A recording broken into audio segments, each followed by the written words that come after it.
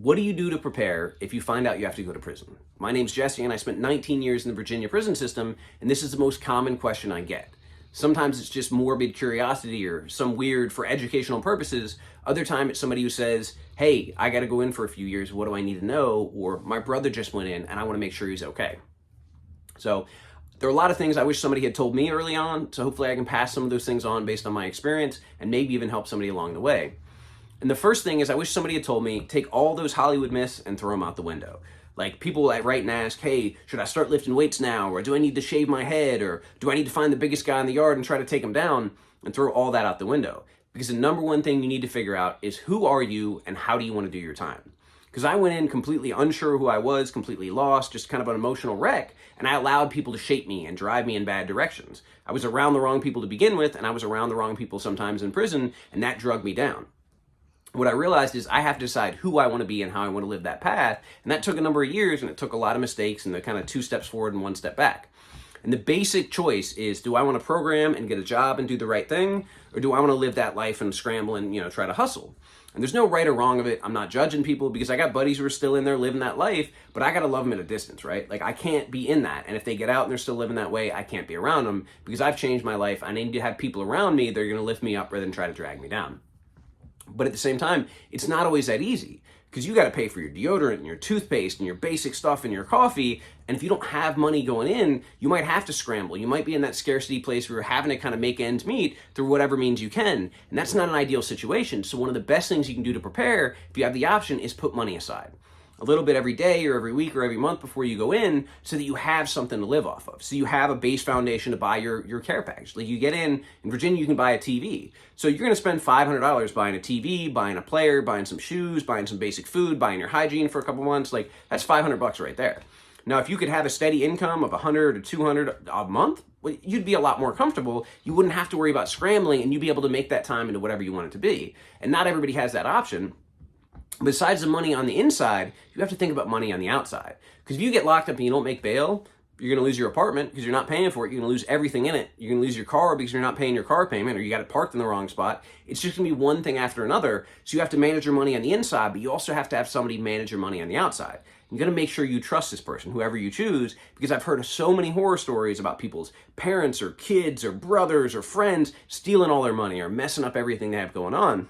So if you have enough money, if you're in a good enough position, you might actually want to find a professional and give them power of attorney and let them manage your affairs. That may be the best option.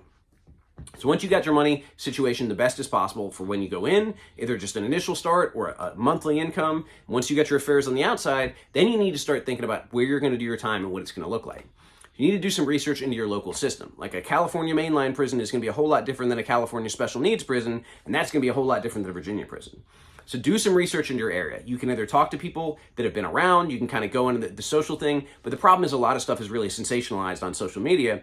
So one of the best things you can do is write to prisoners. So at one point, I was in Virginia and I was looking at doing an interstate compact to Washington, and I wanted to know, like, is this worth it and where do I want to go if I go? So I was writing through my mom people in Washington State. So I wrote to 5 different prisons to find out, hey, what is it like there? What do I need to know? Like, what's good, what's bad? Where would I want to be? What trade would I want to have?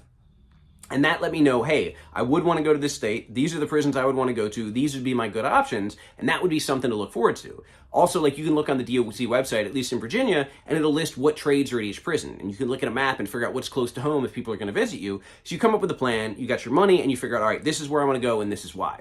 It's not a guarantee you're going to get there. They're supposed to honor your request for a transfer based on your security level and based on things. They don't always do it, but you can at least have a plan of what you're working towards. What I found is having a plan and being able to take small incremental steps made daily life inside a lot more manageable.